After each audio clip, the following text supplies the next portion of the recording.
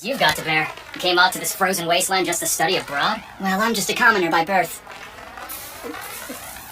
Only chance I have to make it is to learn a trade. So the idea is to become a licensed designer focused on objects? Hey, you can't beat on-the-job training. I'm well on my way to becoming a millionaire.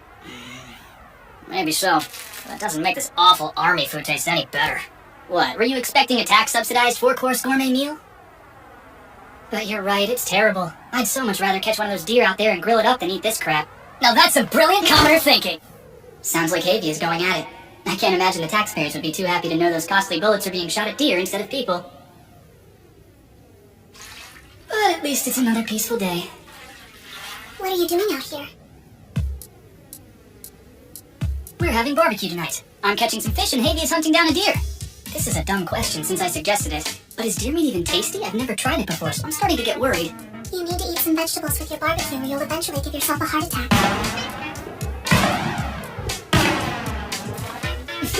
And where are you off to today, Princess? The object's in for routine maintenance. I had a little time to kill, so I went for a walk. But then I heard gunshots and started to get curious. Oh crap, you can hear the shots from inside the base? We're gonna get chewed out for sure! I don't understand why you would do something when you know it's going to get you scolded. Remind me, you came here to study objects, didn't you? I did. What made you choose this space? I'm just trying to make sense of your logic. You know what kind of object I operate. Well, of course, it's a first-gen multi-role comprehensive object. In other words, it can be operated in any region across the world and under any weather conditions. It's the most standard super large-scale weapon operating today. Yeah, exactly, it's standard.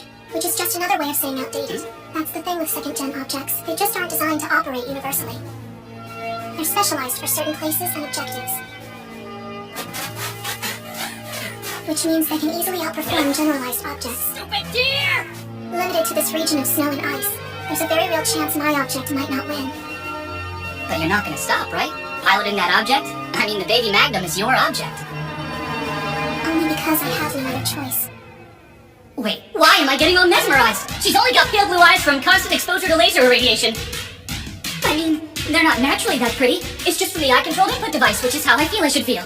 And why is she dressed so lightly out here? Sure, the suit's got a system to regulate body temperature, but it's still a skin-tight one-piece! You conduct maintenance on the object. I'm sure you understand what I'm saying. So I'm confused why you chose to study here. I guess it's a difference in values. Being a soldier, you're concerned about whether or not the object is strong enough, but I don't see things that way because I'm a student. Knowledge of a standard basic unit will always come in handy because it's a fundamental design. In other words, I'm getting a more universally applicable education by focusing on your boring old object than some specialized unit. Has anyone told you that you're lacking in tact? Of course, all the time, but I don't see it that way. Because I'm a student. Overconfidence can get you killed on the battlefield. Well, I'm trying to climb the ladder with a get-rich-quick scheme. And confidence can be useful on that front. So you've got the future all figured out? Think so. Do you really?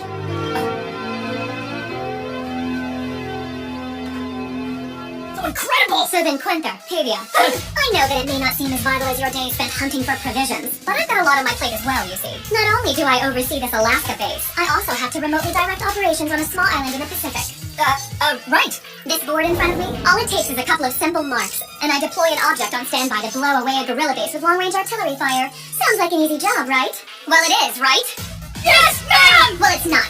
I'm in simultaneous command of multiple base zones, which makes me very busy. And now you two idiots just have to go and pick the worst time possible to make me even busier. Can you even imagine how I feel about the two of you right now? Yes, ma'am! But it's making me really uncomfortable. I'm guessing that you're extremely aggravated with us, Miss Verlacia. Oh, good guess. I'm so blessed to have such keen subordinates. Isn't that right? Not if you agree, you moron. So then, let's talk about the fruits of your labor. You're not the only one sick of eating the giant edible erasers that pass for rations, you know. Nicely done. We're eating barbecue tonight. I'll let you off with a 12-mile run for your punishment. Oh, and Quinther. What? Why do I get more? Do I need to remind you that you're a student abroad on deployment? I've got no choice but to hustle you over to the hangar for your studies. Otherwise, I'm the one who's gonna get yelled at by the old bat in charge of maintenance. I didn't even realize I skipped out on it. Havia, you can take care of the snow shoveling. Make sure the runway is clear for use by sundown. Oh, wow! Snow shoveling at a 12-mile run? Aren't I lucky? Yeah, now you better get to it. I swear, I wouldn't even be using a lazy work dodger boy like you if we weren't so damn busy and short-handed. So act grateful. You shut up. Get tired of hunting? Yeah, I deserve whatever you dish out. Shut your mouth and pay attention, boy. You're working on the emergency evac equipment today. Nobody else wants to do it because they think it's bad luck. Roger that! Forget guaranteed victory in deadliness. Huh. Good luck, huh? When you're out on the battlefield, you... I can't breathe! Something seems off over here! Oh, you moron! Don't go messing with the belt adjustments! Are you trying to kill her? I can't breathe! What the hell was I just doing? I'll go find something to cut her out with. You yank out those belts so she doesn't suffocate. Don't let her die! I'm so sorry. As long as I don't die, I don't care.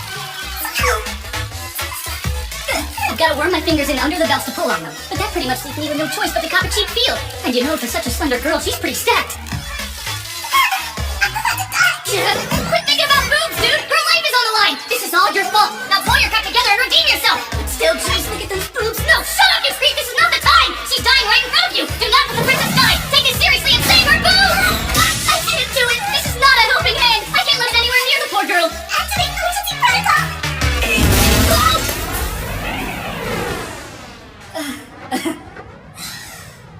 That boy's worthless. Funny, I've never had to bail out before.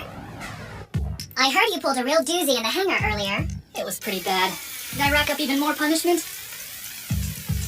Looks like the old bat already got to you, so you're alright. I've been dreaming about this feat and it's stinging the cuts in my mouth! I'd be happy to eat it for you if you can't handle it. No! After all the crazy crap I went through for this meat, I will enjoy it! Fair enough. You did good work with this, Tavia. The folks over in the aviation corps should be proud to have you with them. And that really, it was nothing. But of course, practically speaking, we don't need anyone from the aviation corps. Yeah, I figured, but thank you so much for reminding me of that fact! Damn it, I'm eating! I'm regaining every single damn calorie I lost shoveling snow! By the way, Quinther, is it true that you spoke with the princess outside the base zone? Yeah, I was worried that might be a problem. She and I talk in the hangar sometimes, so I didn't think anything of it. Sorry. Don't worry, it's fine. The amount of stress she's under, she could use someone to talk to.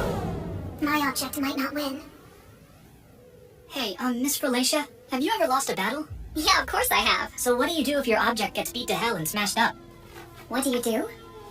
Raise the white flag and move on. Huh? The idea of an all-out fight-to-the-death war is a thing of the past.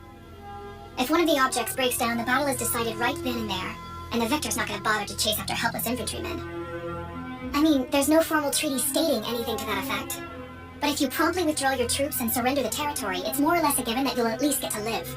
Lovely, huh? But that's the beauty of the safe and clean wars the objects provide us with. So we sit around as our guns get rusty and my face breaks out from eating greasy food. Huh. I figured you'd have more problems with your bra breaking. Feel like shoveling snow tomorrow, Havia? What? Come on, no, please! See what she's saying? Be sympathetic.